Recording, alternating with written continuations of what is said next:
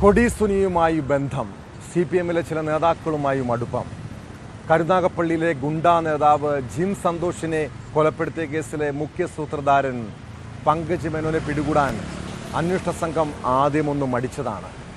എന്നാൽ പോലീസിനെതിരെ ആക്ഷേപമുയർന്നതോടെ പങ്കജിനായി സംസ്ഥാനത്തെമ്പാടും വലവിരിച്ചു. കല്ലമ്പലത്ത് നിന്നാണ് പ്രതിയെ കരുനാഗപ്പള്ളി പോലീസ് ഒടുവിൽ പിടികൂടിയത്.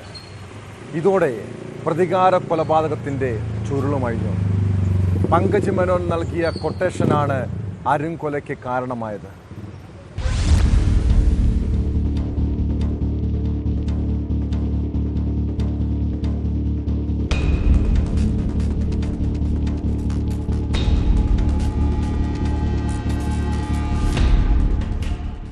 സന്തോഷിനെ വധിക്കാൻ ഗുണ്ടാ സംഘങ്ങൾ കൊട്ടേഷൻ നൽകിയത് പങ്കജ് മേനോനാണെന്നാണ് പോലീസ് കണ്ടെത്തൽ. ഒളിവിൽ പോയ ഇയാൾക്കായി സംസ്ഥാനത്തുടനീളം അന്വേഷണം നടന്നുവരവെയാണ് കരുനാഗപ്പള്ളി പോലീസ് രഹസ്യവിവരത്തെ തുടർന്ന് പങ്കജിനെ പിടികൂടിയത്. പുലർച്ചെ 3:30-ക്ക് കല്ലമ്പലത്ത് നിന്നാണ് ഇയാളെ കസ്റ്റഡിയിലെടുത്തത്. ഇതോടെ കേസിൽ 7 പ്രതികൾ പിടിയിലായി. കൃത്യത്തിൽ നേരിട്ട് പങ്കുള്ള രാജപ്പൻ എന്ന് വിളിക്കുന്ന രാജീവ്, പ്യാരി, ഹരി, സോനു എന്നിവരും ഇവർക്ക് സഹായങ്ങൾ എത്തിച്ചു നൽകിയ ചക്കര, അതുൽ, മനു എന്ന് വിളിക്കുന്ന കുക്കു എന്നിവരും റിമാൻഡിലാണ്.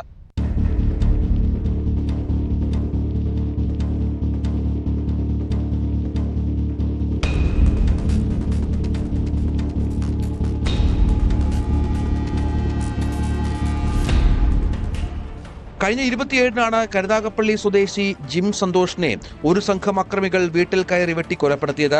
ക്രിമിനൽ പശ്ചാത്തലമുള്ള പ്രതികൾ ഒളിവിൽ കഴിഞ്ഞിരുന്ന സങ്കേതങ്ങൾ പോലീസ് പരിശോധിച്ചപ്പോൾ നാടൻ ബോംബുകളും തോക്കും മാരകായുധവും ഒക്കെ കണ്ടെടുത്തിരുന്നു.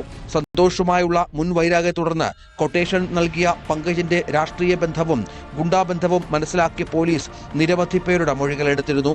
ഇയാളുമായി ബന്ധമുള്ള CPM പ്രാദേശിക നേതാവിന്റെ മൊഴി കഴിഞ്ഞ ദിവസം മണിക്കൂറിലെടുത്താണ് രേഖപ്പെടുത്തിയത്.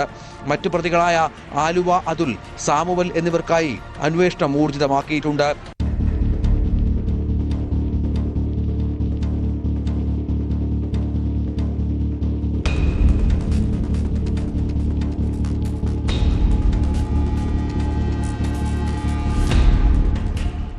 ന്യൂസ് 18 കൊട്ടാരക്കര.